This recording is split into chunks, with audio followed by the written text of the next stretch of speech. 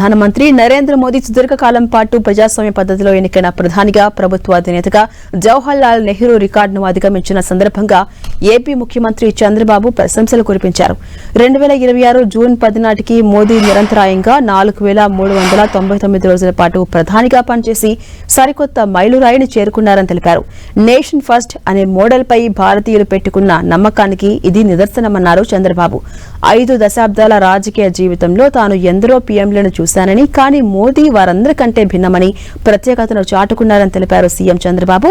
ఇక పురాతన సాంస్కృతిక వైభవాన్ని ఆధునికతను అద్దడంలో మోదీ అద్భుతమైన విజయం సాధించారని ప్రశంసించారు.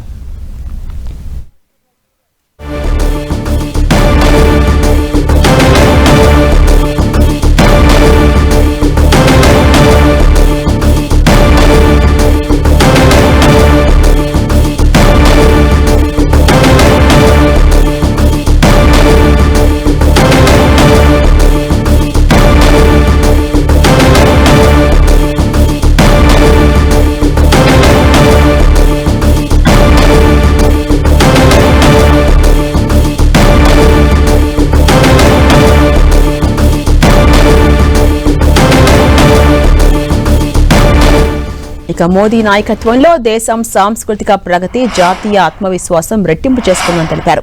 యోగా, ధ్యానం లాంటి ప్రాచీన జీవన విధానాలకు ఆధునికత జోడించి ప్రపంచ దేశాల ముందు అంతర్జాతీయ యోగా దినోత్సవంగా నిలబెట్టిన ఘనత మోదీకే సొంతమన్నారు. అగ్రదేశాల ముందు భారత్ సగర్వంగా నిలబడిందని తెలిపారు సీఎం చంద్రబాబు. ఇక దశాబ్ద కాలంలో దేశం 11వ ఆర్థిక వ్యవస్థ నుంచి 4వ ఆర్థిక వ్యవస్థగా ఎదగడం వెనుక మోదీ పట్టుదల, కృషి అభినందనీయమంటూ కొనియాడారు. ఇక డిజిటల్ ఇండియా, స్వచ్ఛ భారత్, రహదారులు, పోర్టులు, విమానాశ్రయాలు, రైల్వే వ్యవస్థల ఆధునికీకరణ, పారిశ్రామిక ప్రగతి, మౌలిక వస్తుల కల్పనలో దేశం గర్వించేలా ఉందంటూ కితాబిచ్చారు. సరైన సమయంలో దేశానికి సరైన నాయకుడిగా మోదీ వచ్చారనే తన నమ్మకం ఈ 12 ఏళ్ల ప్రస్థానంలో మరింత బలపడిందని, ఇది దేశానికి స్వర్ణయుగమని కీర్తించారు. బలమైన పునాదులతో 2047 నాటికి అభివృద్ధి చెందిన భారత్ లక్ష్యంగా దేశం రూపుదిద్దుకుంటుందన్న నమ్మకం, పూర్తి విశ్వాసం ఉందని చంద్రబాబు స్పష్టం చేశారు.